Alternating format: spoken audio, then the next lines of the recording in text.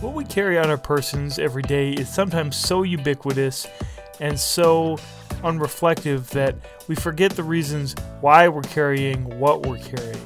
I had a moment of clarity the other day, and so I'm going to share with you 5 factors, 5 principles that kind of work in cooperation to help put together what I consider to be a logical, sensible, and very useful EDC keychain setup.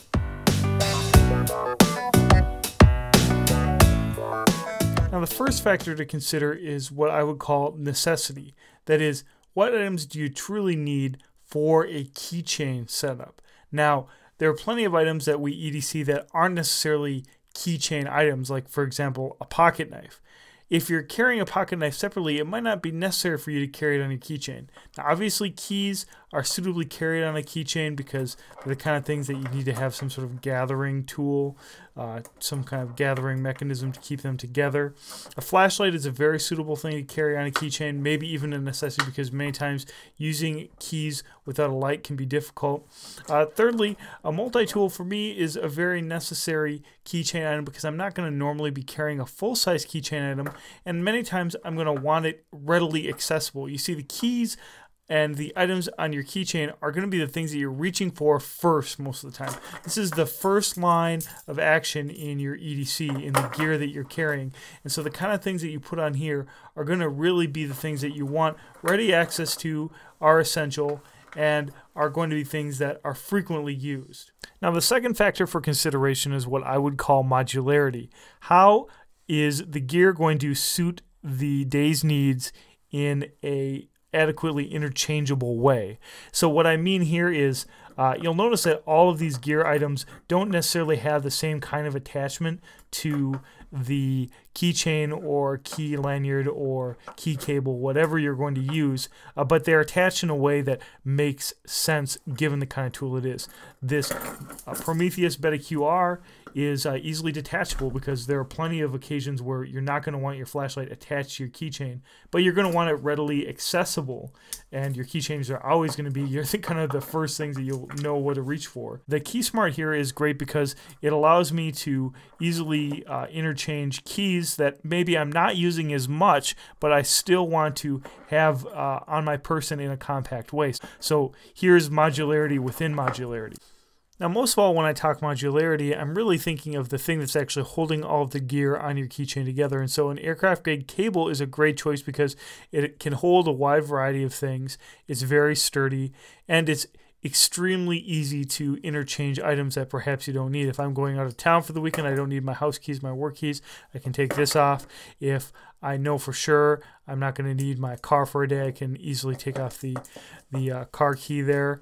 Now, this is a secure and sturdy system, and there are perhaps more modular systems like this Nite Ize S-Biner system. This introduces a lot of factors for failure with all these little carabiners. And sometimes the simplest and most common systems just don't work very well. They're just outdated designs. They just aren't that sturdy. So for me, this is the best option for modularity with regard to an entire keychain setup. The third factor is constraints, and here I mean size and weight constraints. Now, I'm going to put aside the kind of personal and apparel-related constraints that is going to be different for every person. This is something that I just can't speak broadly about what's comfortable for you personally. I do want to talk about what I consider a features ratio to size factor. In other words, what kind of specifications are you getting for your size relative to the rest of the items on your keychain? Is it going to work? Is it going to be a constraint that you can manage? So for example, for me, what I found is I've inclined to pick the larger flashlight with the higher outputs as opposed to the smaller ultra micro flashlights that have just a button type of batteries. It's going to be a constraint that is going to relate or be in tension to your necessity. Now, obviously, if a category is adequately broad, you're going to allow for multiple possibilities, multiple options.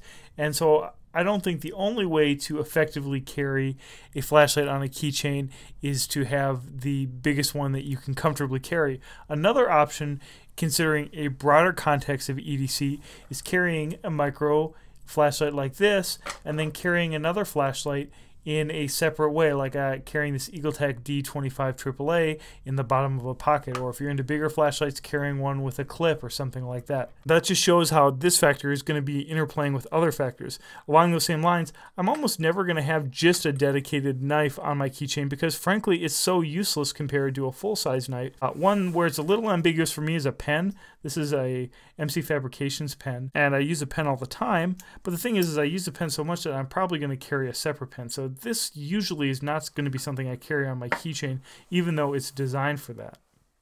Okay, so next I want to talk about the access to your keychain unit. In other words, drawing the set of key items from your pocket or from your jacket or wherever you need it to access them. And so for me, this is a very important factor and one to consider kind of once you put the rest of your keychain together, however you are, how are you going to retain it on your person? So lately I've been going to these machined hook style things that hook on your pockets. I have a whole video about keychain retention that I go into a lot of detail with, but I think the idea here is you just need to find how accessible you need your keys to be and what's going to best suit the needs for you in those requirements.